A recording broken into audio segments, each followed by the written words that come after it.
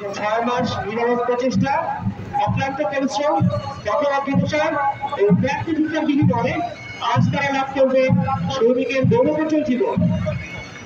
কিছুদিন আগেও তাদের জীবন ছিল এলোমেলো, চলার গতিতে ছিল ছন্দহীনতা।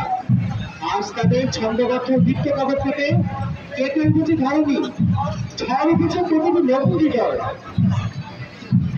তাই তো তারা বিদ্রোহী প্রতিষ্ঠানে কণ্ঠ মিলিয়ে বলছে, চল চল চল, ঊর্ধ্ব গগনে কাজে লাগাও, নিম্নে উঠে ধরণী কাল, তরুণ কাজের তরুণ দল, চল বর্তমানে চল।